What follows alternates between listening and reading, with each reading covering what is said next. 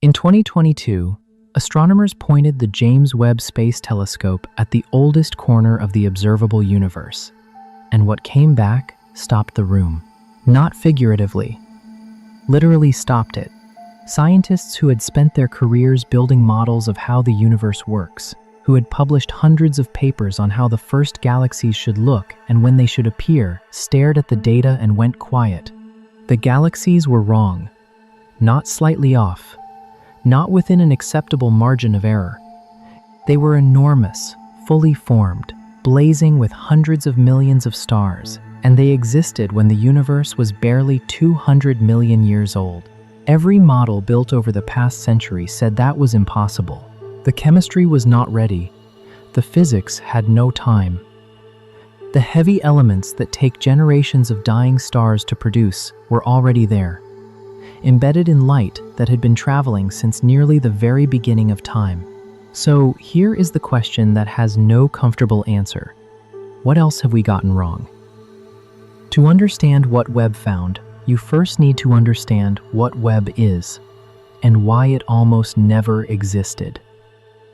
The telescope took 30 years to build and cost $10 billion.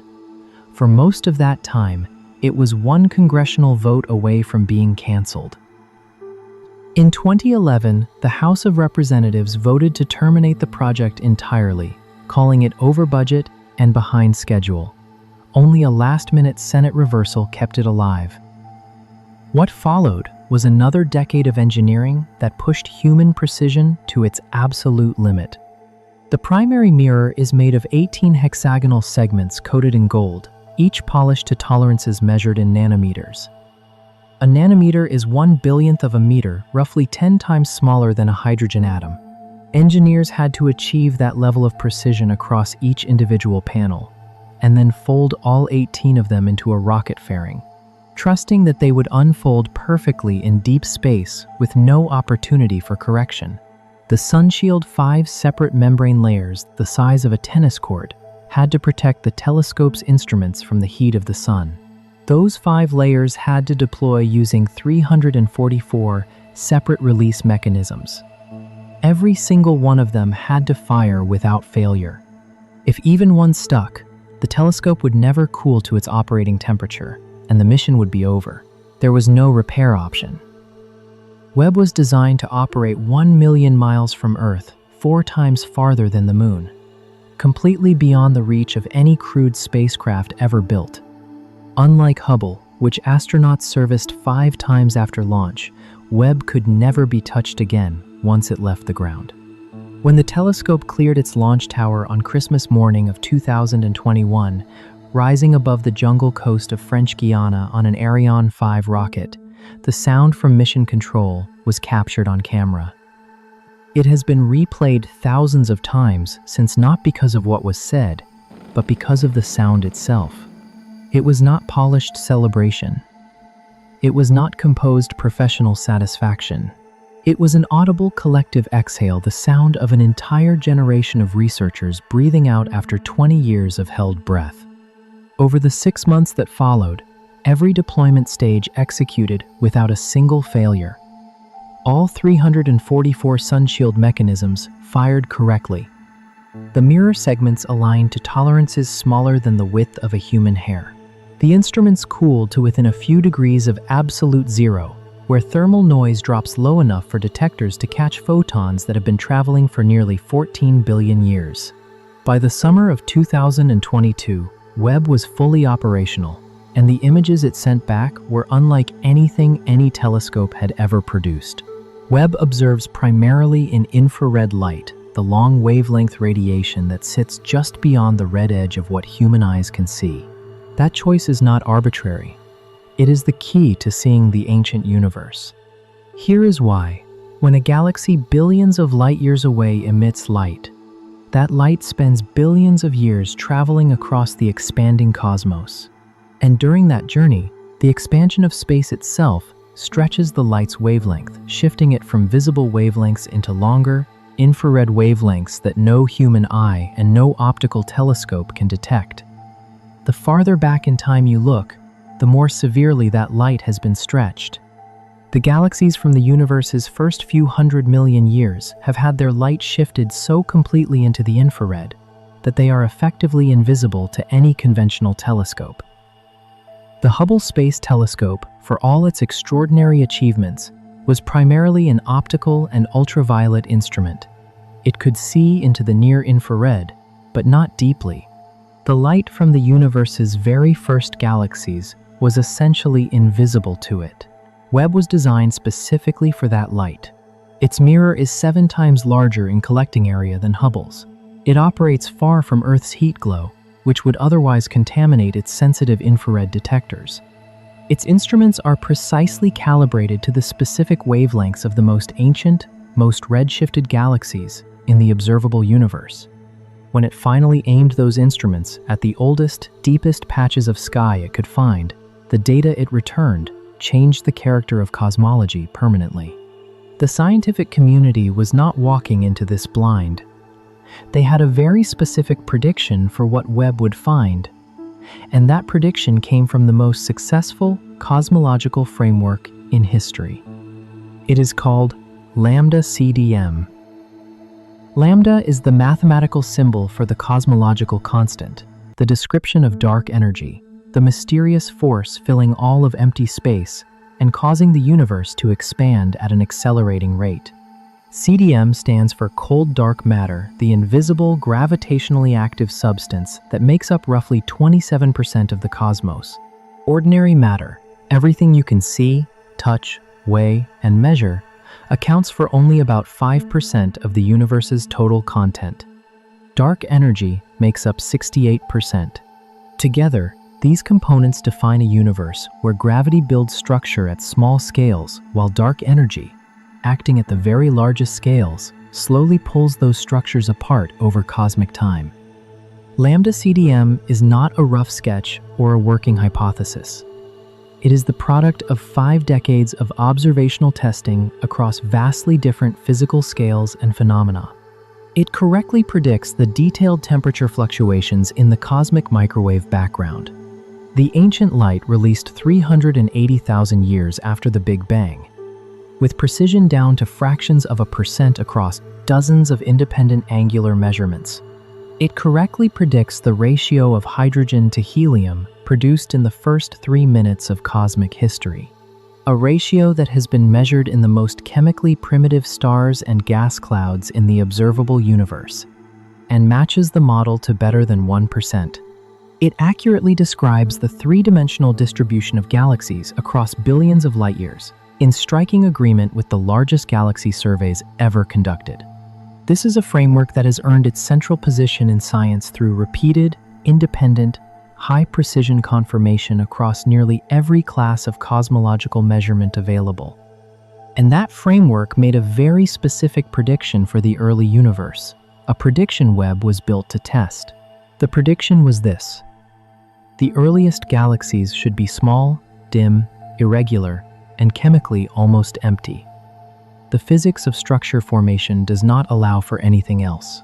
Not in the time available. Not with the ingredients on hand. The prediction was wrong. To understand why the prediction was wrong, you need to understand how galaxies were supposed to form in the first place. Lambda CDM describes a process called hierarchical assembly. In the first fractions of a second after the Big Bang, the universe was seeded with tiny fluctuations in density regions that were almost imperceptibly denser than average, and regions that were almost imperceptibly emptier. Those fluctuations were minuscule, but gravity is patient. Over millions of years, the slightly denser regions pulled surrounding matter toward them. Dark matter which does not interact with light and was free to begin gravitational collapse, even while ordinary matter was still locked in the hot plasma of the early universe, began accumulating into halos. Spherical concentrations of invisible matter, forming first at the peaks of those original density fluctuations. Ordinary matter, hydrogen, and helium gas eventually fell into those halos, cooled, and began forming stars. The process is called hierarchical because it builds from the bottom up. Small halos form before large ones. Small density fluctuations reach gravitational collapse faster than large ones because the gravitational signal has less distance to travel. Small galaxies come first. Large galaxies are late arrivals, assembled through billions of years of mergers, collisions, and the slow accumulation of smaller predecessors.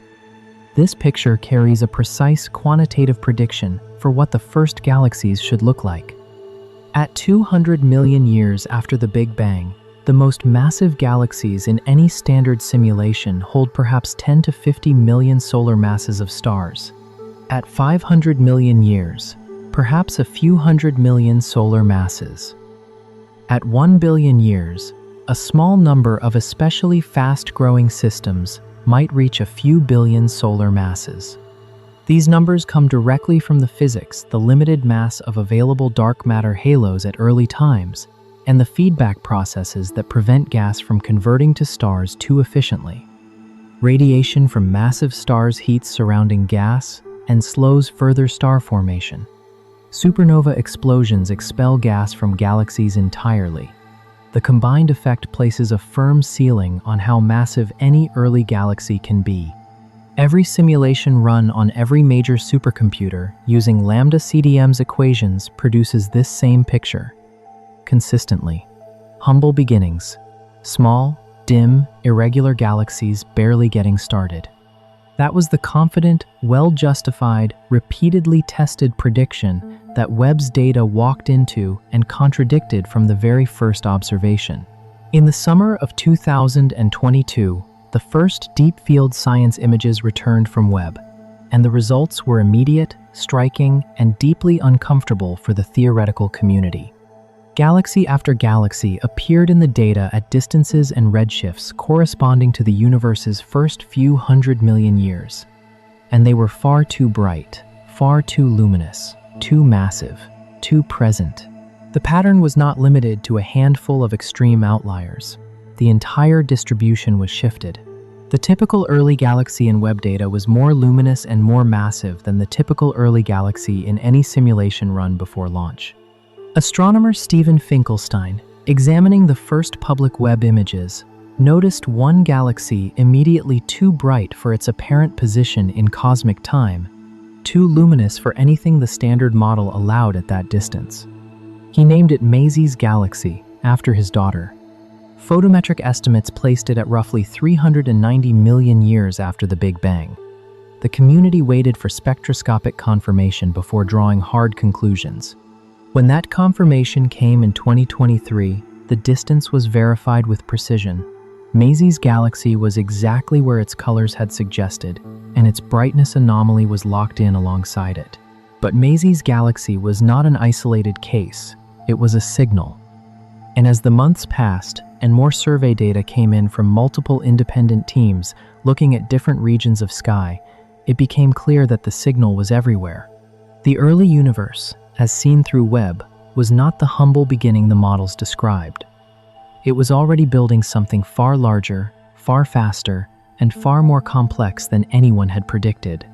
And the deeper Webb looked the farther back in time, the more extreme the epochs, the larger the discrepancy grew. That trend is the most important detail in all of this, because if the anomaly were a measurement error, it would scatter randomly. It would not grow systematically larger with look-back time. The fact that it does, the fact that the discrepancy increases the earlier in cosmic history you look, is the signature of a theoretical framework that is wrong in a specific, consistent way. The universe was not warming up slowly. It was already running at full speed. And the standard model had no explanation for how. The most dramatic confirmed example of everything wrong with the standard prediction has a name that sounds more like a catalog entry than a discovery. JWST GSC 140. But what this galaxy represents is anything but routine. It was found within the data of the JADE survey, one of Webb's flagship deep imaging programs, committing hundreds of telescope hours to building extraordinarily deep images of carefully selected patches of sky. The galaxy was confirmed in 2024 through spectroscopic analysis led by astronomer Stefano Carniani and his collaborators. Spectroscopy is the gold standard in cosmological distance measurement. Rather than estimating a galaxy's distance from the overall color of its light, a technique that carries real uncertainties, spectroscopy breaks that light into its component wavelengths and identifies the specific emission lines produced by known atomic transitions. These lines have known, laboratory-measured wavelengths. When they appear in a distant galaxy's spectrum, they are shifted to longer wavelengths by the expansion of space during the light's journey. The ratio of the observed wavelength to the laboratory wavelength gives the redshift, and from the redshift, cosmologists can calculate with precision exactly when in cosmic history that light was emitted. For JWST 140, the confirmed spectroscopic redshift placed this galaxy at a moment when the universe was approximately 290 million years old. 290 million years is 2% of cosmic history. The universe at that moment was the cosmic equivalent of a 2-year-old child. Standard model simulations running forward from the Big Bang produced no galaxy with a stellar mass above perhaps 10 million solar masses at this epoch. JWST 140 holds more than 500 million solar masses of stars packed into a region roughly 1,600 light-years across, and it is actively forming new stars at a rapid rate. The discrepancy between the model's prediction and the observation is a factor of 50. Every independent team that analyzed the data arrived at the same conclusion. The galaxy is real. Its distance is confirmed, and its mass is roughly 50 times higher than the most generous standard model prediction for its epoch. The size of that discrepancy matters enormously for how it can be interpreted. A factor of 2 might suggest a calibration issue. A factor of 5 might indicate that the simulations need refinement in their feedback prescriptions. A factor of 50 leaves no comfortable explanatory room within the existing framework. It means the early universe was assembling stellar mass at a rate so far beyond what models predict that any honest resolution requires either fundamentally different physics or a significant rethinking of how dark matter halos accumulate gas and convert it into stars. But the mass alone was not the most disturbing thing the spectrum revealed. Multiple independent teams, working separately on the same spectroscopic data using different analysis codes, all found the same signal buried in the light from JWST 140. Oxygen does not come from the Big Bang. This is not a subtle or contested point of cosmological theory. It is one of the most firmly established facts in all of astrophysics. The Big Bang produced hydrogen, helium, and trace amounts of lithium, and nothing else. Every oxygen atom anywhere in the universe was manufactured inside a star. It was forged through nuclear fusion in a stellar core. It was locked inside that star for the entirety of the star's lifetime. It was scattered into surrounding space only when that star died and exploded as a supernova. There is no pathway from the Big Bang directly to oxygen that does not pass through at least one complete stellar lifetime. For oxygen to be detectable in a galaxy just 290 million years after the Big Bang, a very specific sequence of events had to complete in full. First, gas clouds had to collapse and form the first stars, a process that itself takes tens of millions of years as gas cools and falls toward density peaks. Then, among those first stars, some had to be massive enough to produce oxygen through nuclear fusion in their cores. The most massive stars are the ones that accomplish this quickly, and they live for roughly 1 million years before dying as supernovae. Their explosions must scatter oxygen-rich material into surrounding space. That material must then mix back into new gas clouds, a process taking tens of millions of years. Those clouds must then collapse into a new generation of stars. Only in that second generation, forming from gas already enriched by the deaths of the first, would an oxygen fingerprint become detectable in a galaxy's spectrum. The minimum time for this full cycle from first star ignition to detectable oxygen in the next generation is roughly 50 to 100 million years. under the most optimistic physical assumptions about how fast each stage proceeds. Fitting that cycle into the period before 290 million years after the Big Bang is technically possible if every stage runs simultaneously at its physical maximum. But it leaves almost no margin. It requires the universe to have been running the full chemical factory at absolute peak efficiency, from essentially the very beginning. What makes the oxygen in JWST so significant is not just its age in isolation. It is the combination of that age with the galaxy's mass.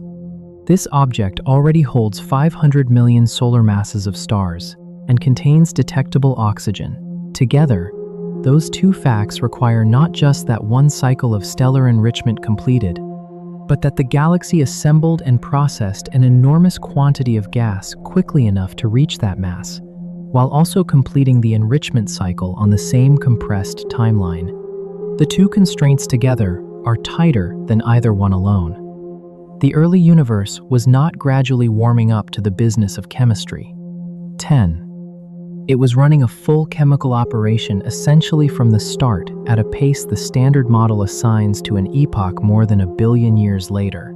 Z11 sits at roughly 430 million years after the Big Bang. It was originally discovered by the Hubble Space Telescope and was, for a time, the most distant galaxy ever confirmed. Webb returned to it with significantly greater sensitivity and spectroscopic capability, and revealed a complexity that Hubble could never have detected.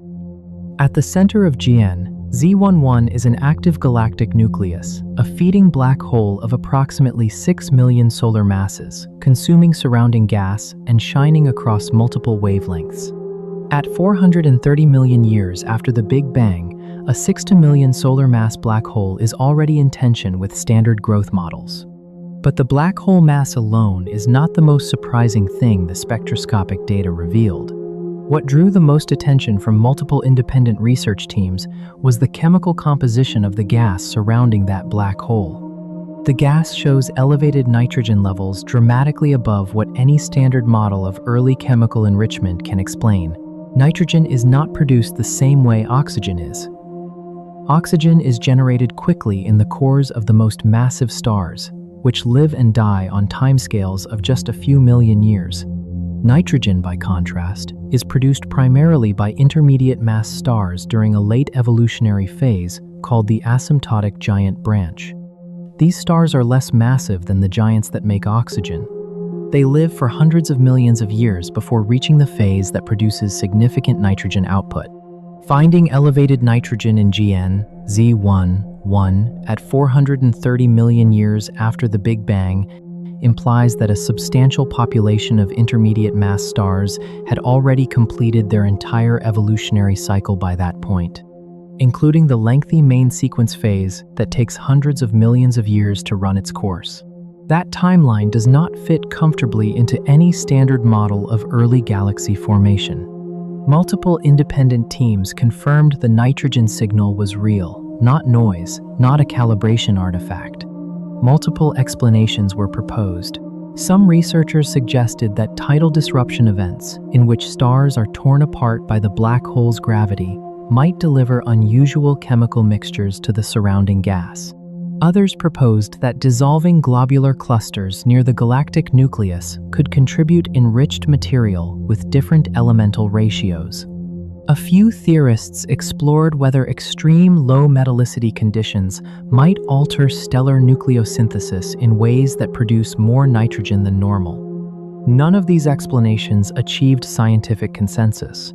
The nitrogen abundance in Z11 remains one of the most discussed unresolved problems in current observational cosmology. Signal from a 430 million year old galaxy that the field has not yet been able to explain. Running alongside the galaxy mass anomaly and the chemical anomaly is a third problem, one that involves not the stars in early galaxies, but the black holes at their centers. Supermassive black holes, the gravitational engines lurking at the hearts of most large galaxies, appeared in the earliest Webb observations at masses that violated every established model of black hole growth. To understand why, you need to know how black holes grow in the standard picture. A stellar mass black hole, the kind that forms when a massive star collapses, starts with a mass of perhaps 10 to 100 times that of our Sun. Growing from that seed to a supermassive black hole with millions or billions of solar masses requires accreting an enormous quantity of gas over an extended period of time. As gas falls toward a black hole, it forms a swirling accretion disk that heats to extreme temperatures and radiates powerfully. That radiation exerts pressure on surrounding gas, pushing back against further infall. At a specific accretion rate, called the Eddington limit, the outward radiation pressure exactly balances the inward gravitational pull on new infalling material. This limit is not a modeling assumption. It is derived directly from the balance between gravity and radiation pressure, two of the most precisely understood forces in physics.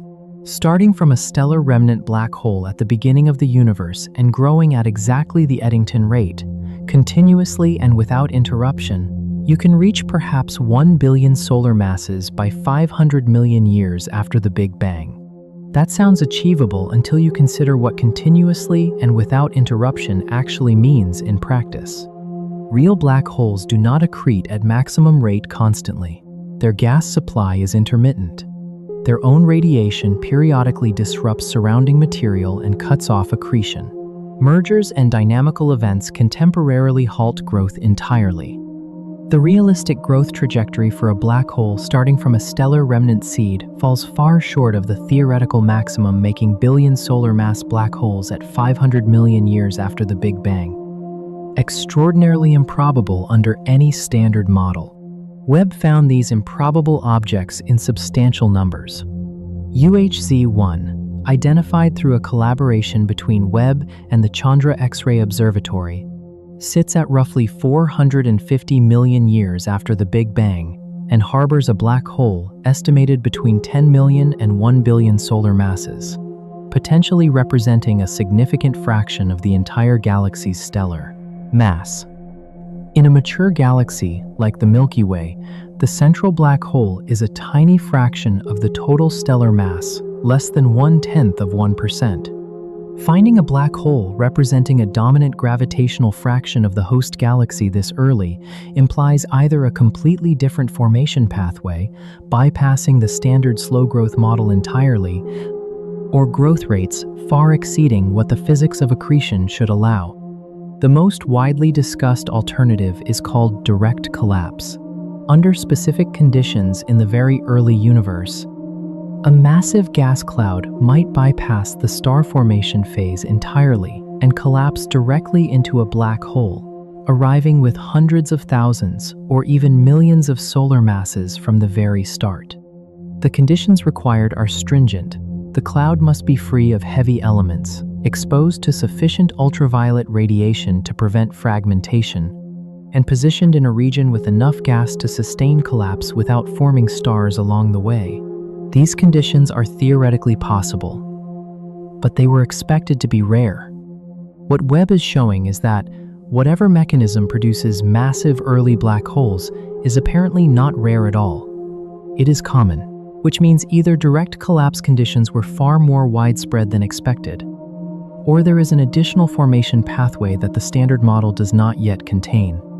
When you look at these findings together, the galaxy masses, the oxygen, the nitrogen, the black hole sizes, what stands out is not any single anomaly in isolation. It is the direction every single anomaly points. The early universe was faster, more productive, more chemically advanced, more gravitationally organized, more efficient at completing processes the standard model said would take far longer. A factor of 50 in stellar mass. Oxygen appearing before the timeline physically allows. Nitrogen, implying stellar generations that had no time to complete. Black holes reaching sizes that the Eddington limit should have made impossible. Every line of evidence, from independent measurements using independent instruments and independent analysis teams, lands in the same place.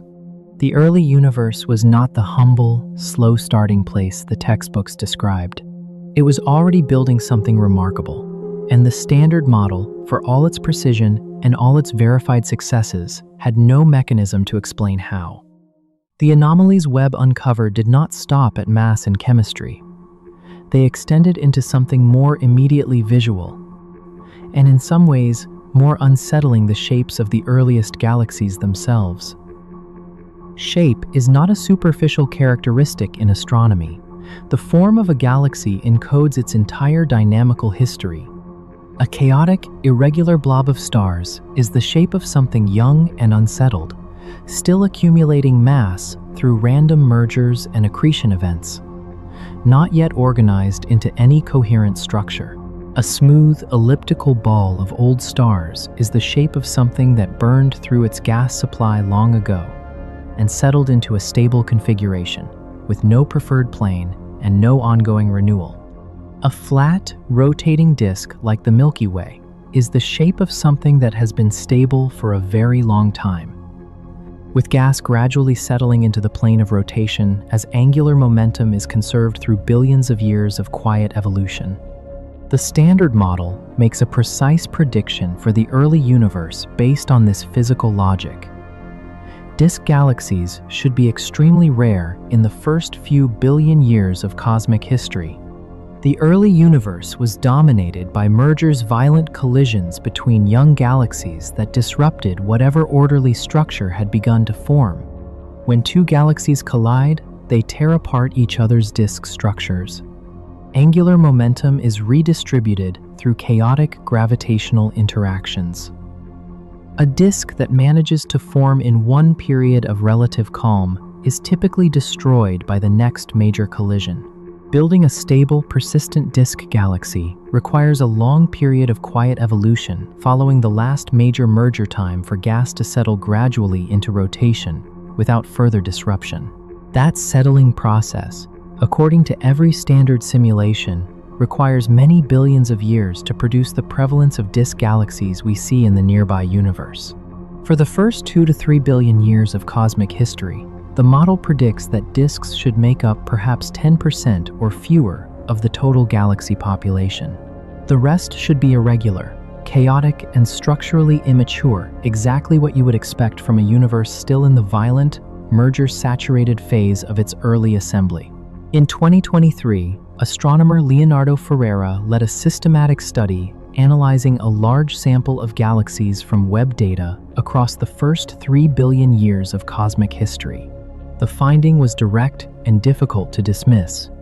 Approximately 50% of galaxies in that sample showed clear disk morphology: flat, organized, rotationally supported structures with properties consistent with rotation-dominated dynamics, rather than the random stellar orbits of a pressure-supported system. 50% versus the predicted 10% is a factor of 5 discrepancy across a well-defined, statistically significant galaxy population. That is not a calibration issue. That is not a statistical fluctuation that more data will wash away. It is a systematic deviation between observation and theory that points toward one of two uncomfortable conclusions. Either the early universe was far less merger-dominated than the Standard Model predicts, meaning the violent, chaotic environment the model describes simply did not exist in the way it was supposed to, or disk structures form and stabilize on timescales far shorter than any simulation has reproduced, recovering from disruptions far more quickly than the physics of gravitational dynamics is currently thought to allow. Both possibilities challenge the model's picture of what the early cosmos actually looked like.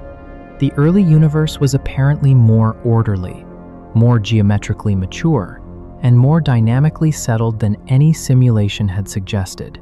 Something was damping the chaos that the Standard Model says should have dominated everything. Among Webb's deep survey fields, a new class of objects began appearing in numbers that no pre-launch simulation had predicted. They showed up consistently across multiple independent programs, in multiple regions of sky, confirmed by multiple independent teams. Researchers gave them an informal name that stuck: little red dots. Little red dots are compact objects with extremely red colors, appearing predominantly at high redshifts. Their compactness immediately distinguishes them from typical early galaxies of comparable luminosity.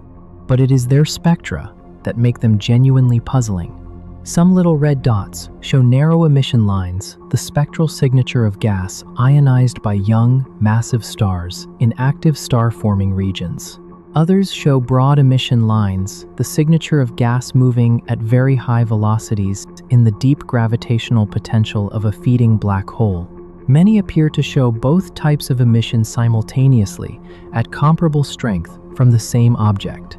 That combination creates an immediate physical problem. Narrow emission line regions in galaxies typically span thousands of light years across the full extent of a star-forming disk. Broad emission line regions in active galactic nuclei are confined to a tiny volume less than a light year across in the region, immediately surrounding the black hole, where orbital velocities are high enough to produce the characteristic broadening in the spectrum. These two regions are physically distinct, separated by enormous distances within their host galaxies, and they produce their signals through entirely different physical mechanisms. For both signatures to appear at comparable strength from the same object observed at cosmological distances means that either two physically distinct regions are appearing unresolved within a single Webb observation, or one of the signals is not being produced by the mechanism that normally generates it, or something else entirely is occurring that current models do not describe. Hundreds of little red dots have been cataloged across multiple independent Webb survey programs. No simulation run before the telescope's launch produced anything resembling this population. No established theoretical framework contains a mechanism that straightforwardly explains their existence in these numbers at these epochs.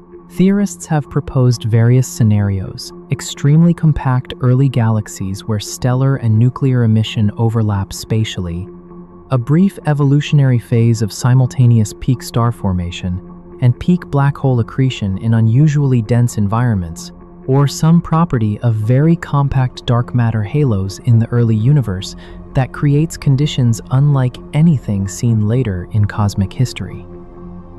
None of these proposals has been confirmed. The little red dots remain one of Webb's most provocative open questions, a class of early universe objects sitting entirely outside the boundaries of current theoretical understanding, appearing in the data with a regularity that makes them impossible to dismiss as rare anomalies. The anomalies Webb has uncovered are not limited to the scale of individual galaxies. They extend outward to the three-dimensional structure of the universe itself, the vast cosmic web of filaments, walls, clusters, and voids that organizes matter on scales of hundreds of millions to billions of light years. The cosmic web grows from the same primordial density fluctuations that seeded galaxy formation, but amplified over vastly longer times by the cumulative effect of gravity on enormous scales. Lambda CDM describes this growth with mathematical precision, and it sets specific limits on how large any coherent, physically connected structure can become. Those limits come from fundamental physics. Density fluctuations grow at a rate set by the balance between gravity and the expansion of the universe. Cosmic expansion actively slows the growth of structure. Matter cannot fall together faster than the pace at which space itself is expanding on the very largest scales, where the gravitational signal must travel enormous distances to bring separated regions into coherent motion. The Standard Model derives a theoretical maximum size for any coherent cosmic structure of roughly 1.2 billion light-years, above which expansion would have prevented assembly even over the full age of the universe. That limit had already been strained before Webb launched. In 2021, astronomer Alexia Lopez identified a structure called the Giant Arc, a curved arrangement of galaxies and galaxy clusters spanning roughly 3 billion light-years, located approximately 9 billion light-years away. If the Giant Arc represents a physically connected overdensity rather than a chance alignment of unrelated objects along the line of sight, its existence directly violates the cosmological principle, the foundational assumption built into Lambda CDM, that the universe is statistically uniform and isotropic on sufficiently large scales with no preferred directions and no giant concentrated features. Webb has since begun probing the cosmic web at much earlier epochs, finding protoclusters, the seeds of future galaxy clusters at redshifts above 10, within the first 500 million years of cosmic history. These overdense regions, concentrations of galaxies significantly above average density, imply that matter had already clumped substantially far earlier than models allow. Producing protoclusters this early requires either stronger initial density fluctuations than the standard model generates from the cosmic microwave background seeds, or a faster rate of structure growth than the model's physics permits, or some process concentrating ordinary baryonic matter beyond what dark matter dynamics alone predict. Any of these possibilities requires adding something to the standard framework that is not currently in it. The early universe was not only building individual galaxies faster than predicted, it was organizing those galaxies into large-scale structures faster than the theoretical maximum allowed. Alongside all of this structural and chemical evidence sits a problem that predates Webb's launch but has been confirmed and sharpened by its data. It lives not in galaxy formation theory, but in the most fundamental number in observational cosmology, the rate at which the universe is currently expanding. That number is called the Hubble constant. There are two independent methods for measuring it, and they have been giving different answers for years. The first method uses the cosmic microwave background, the ancient light released 380,000 years after the Big Bang, measured with extraordinary precision by the Planck satellite. Astronomers analyze the temperature fluctuations across the microwave sky, extract their power spectrum, fit the lambda CDM model to the data, and from that fit extract all of the model's parameters, including the Hubble constant. This method gives approximately 67 kilometers per second per megaparsec. The second method builds a chain of distance measurements within the local universe, using Cepheid variable stars as distance markers within nearby galaxies, and then type Ia supernovae to extend the distance scale further out into the cosmos. This method, called the distance ladder, consistently gives approximately 73 kilometers per second per megaparsec. The gap between 67 and 73 sounds modest. It is not. Both methods have been refined over years of dedicated effort to reduce their internal uncertainties. The error bars have shrunk. And as those error bars have shrunk, the two measurements have not converged. They have maintained their separation with increasing statistical confidence. The discrepancy now stands at approximately 5 standard deviations. In physics, 5 sigma is the conventional threshold for calling something a genuine discovery rather than a statistical fluctuation. A 5 sigma tension means there is less than 1 chance in 3 million that the discrepancy is a coincidence that both independent methods happen to be systematically biased in opposite directions by just the right amount. To produce this gap by accident, something is genuinely different between what the two methods are measuring, and that difference points to something wrong in the physical description connecting the early universe to the present day. For years, many astronomers suspected the problem lived in the distance ladder, specifically in the Cepheid measurements used as its first rungs. Cepheid stars in distant, crowded galaxies are difficult to resolve individually, and blending with neighboring stars could, in principle, inflate their apparent brightness and distort the distance estimates built from them. Webb was expected to resolve this. Its resolution and infrared sensitivity were precisely suited to cutting through the crowding that plagued ground-based Cepheid measurements.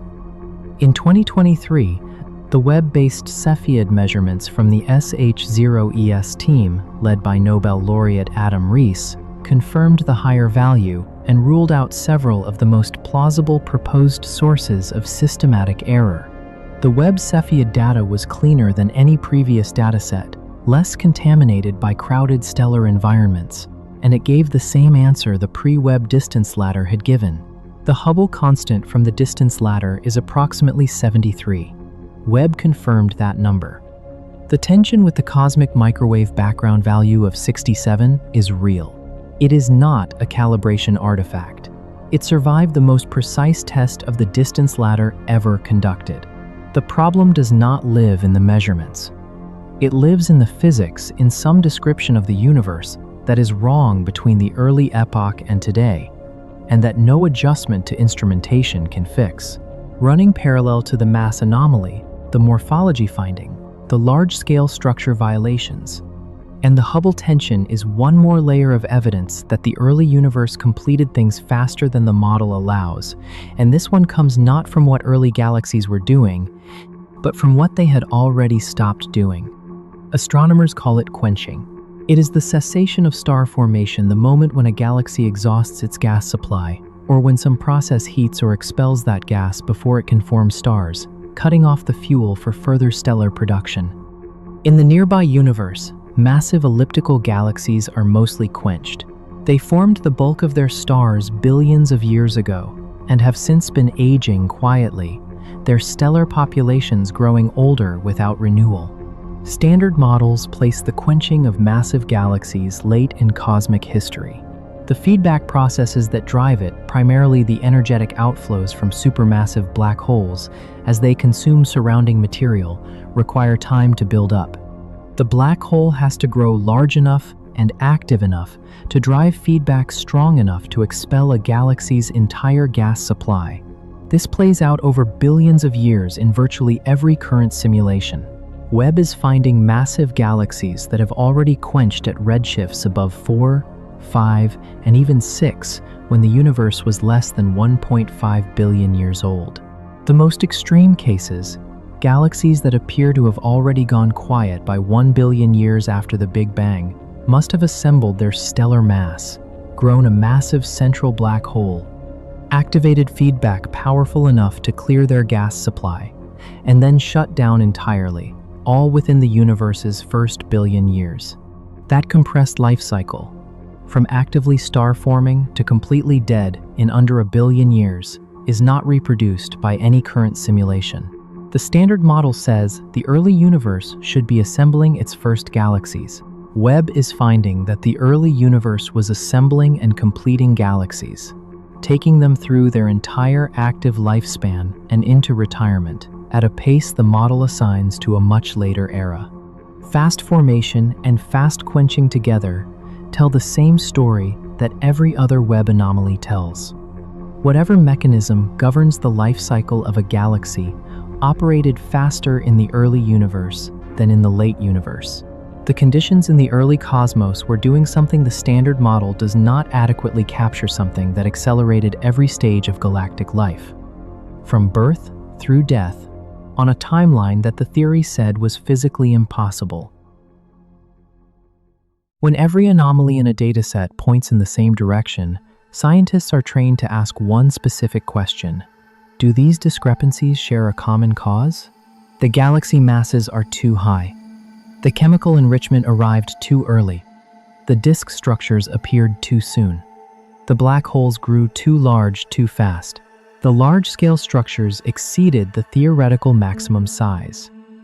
Galaxies completed their entire active lifetimes in a fraction of the time the model allows. And the universe's expansion rate, measured two independent ways with two independent methods, gives two answers that disagree at 5 sigma. Every single anomaly points toward the same conclusion. The early universe was running faster than the standard model computes from first principles. That consistency is not the signature of scattered measurement errors. Random errors scatter in both directions. Systematic biases in instrumentation typically affect specific measurement types and leave others untouched. When galaxy masses, chemical abundances, galaxy shapes, black hole sizes, large-scale structures, and the universe's fundamental expansion rate all simultaneously deviate from predictions in the same direction through independent measurements, independent instruments, and independent teams, the most straightforward interpretation is that the theoretical predictions are wrong for the early universe in a consistent, systematic way. Several explanations have been proposed, and none has achieved full acceptance. The most conservative argument is that better simulations will close the gap that current models use imperfect approximations for star formation and feedback physics. and that refining those approximations will naturally produce more massive early galaxies without requiring any change to the underlying framework. This position has merit for moderate discrepancies. It struggles badly against a factor of 50. Numerical refinements can shift predictions by a factor of 2 or 3. They cannot move a prediction by a factor of 50 while respecting the known physical limits on how efficiently gas converts into stars. Early dark energy, an additional component of dark energy present in the very early universe before fading away, is the proposal that has attracted the most sustained theoretical attention. It can shift the extrapolated Hubble constant prediction upward, potentially closing the gap between the two conflicting measurements. It may also slightly accelerate early halo assembly, helping with the galaxy mass problem. The difficulty is that it introduces a new component with no direct detection, and some analyses find it in mild tension with the most precise cosmic microwave background measurements. It is promising. It is not yet confirmed. Modified dark matter, modified gravity, and various adjustments to the physics of the very early universe have all been proposed and are under active investigation. Each one helps with some anomalies while creating friction with others. No single modification has yet achieved a simultaneous, coherent resolution of everything Webb has found. Before drawing sweeping conclusions, it is worth being precise about what is actually being challenged and what is not. The Big Bang is not in question. The evidence for a hot, dense origin of the universe is overwhelming and comes from multiple, completely independent sources. Big Bang nucleosynthesis produced hydrogen and helium in proportions that have been measured in the oldest stars and gas clouds in the universe and match the prediction to better than 1%. The cosmic microwave background records the plasma phase with extraordinary precision across dozens of independent measurements. The large-scale geometry of the universe, the confirmation of dark energy, the overall expansion history, none of this is touched by anything Webb has observed. What is being stress-tested is galaxy formation theory, the subfield describing how dark matter, halos, and baryonic gas convert into the galaxies we actually observe. That subfield is not the foundation of cosmology. It is a structure built on top of that foundation. Webb may be showing that the structure needs to be substantially rebuilt, not that the foundation needs to be replaced. The history of astronomy offers genuine reassurance here, not as consolation, but as pattern recognition. Every generation of astronomers has encountered a universe that turned out to be stranger and more complex than the previous generation expected. Edwin Hubble's proof that the spiral nebulae were separate galaxies transformed the cosmos from a single island of stars into a universe of hundreds of billions of galaxies. Before his observations, the Milky Way was believed to be essentially the entirety of everything. After them, it became one unremarkable galaxy among countless others.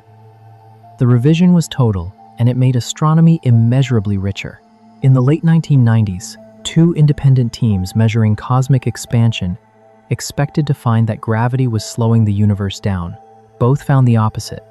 The expansion was accelerating. Dark energy, a component composing 68% of the universe's total energy content, had gone completely undetected until that moment. The model was extended to incorporate it, and the extended model became the most successful cosmological framework ever built. Both examples share the same structure as what Webb is presenting now. Precise observations conflicted with confident predictions. The resolution came not from abandoning the framework, but from extending it, incorporating the new observations in ways that made the model more complete and more accurate than what preceded it.